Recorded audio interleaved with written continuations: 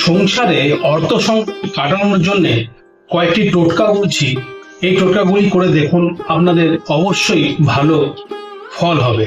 যাদের সংসারে রোজগার হচ্ছে না, অর্থ থাকছে না, কম ইনকাম হচ্ছে, চাকরি চলে গেল, ব্যবসায় ইনকাম হচ্ছে না, টাকা থাকছে না, কোনো না কোনো ভাবে খরচা হয়ে বেরিয়ে যাচ্ছে, তারা যে কয়েকটি টোটকা, ছোট ছোট টোটকা আমি বলবো, সেই টোটকাগুলো একটুখানি করে দেখতে পারেন।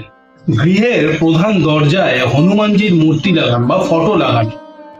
ছোট ছোট ফটো পাওয়া যায়, ছোট মূর্তিও পাওয়া যায়, আপনারা ফটো লাগান হনুমানজির। আর গৃহেতে কলা গাছ আর তুলসী গাছ লাগান, সেখানে প্রতিদিন জল দান করবেন, জল দেবেন গাছে। হাজবেন্ড এবং ওয়াইফ অবশ্যই এই কাজটা একসঙ্গে করবেন এবং কলা গাছের গোড়ায় হলুদ এবং সিঁদুর দেবেন। কলা গাছের গোড়ায় প্রত্যেকদিন, না পারলে বৃহস্পতিবার করে সকালবেলা অবশ্যই। যেখানে ক্যাশ রাখেন, গয়না রাখেন, দামি কাগজপত্র রাখেন, সেইখানে একটি শালু কাপড়ের মধ্যে একটি কাঁচা হলুদ, 5টি কড়ি, 5টি সুপারি, 5টি লবঙ্গ, 5টি ছোট এলাচ মুড়ে রেখে দিন ওই জায়গাটিতে, লাল শালু কাপড়।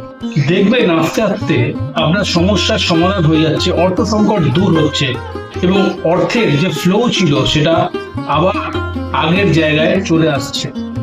অবশ্যই বিশ্বাস রাখতে হবে, ঈশ্বরে বিশ্বাস রাখতে হবে, মা লক্ষ্মীকে প্রার্থনা করতে হবে। এমনি এমনি তো হয় না কিছু, আপনার মধ্যে থেকে সেই ব্যাপারটা আসতে হবে, তবেই কিন্তু কাজটি হবে। যারা চ্যানেলটি দেখছেন তারা অবশ্যই আমার চ্যানেলটিকে সাবস্ক্রাইব করুন, ফেসবুকে আমাকে ফলো করুন এবং লাইক করতে ভুলবেন না। নমস্কার।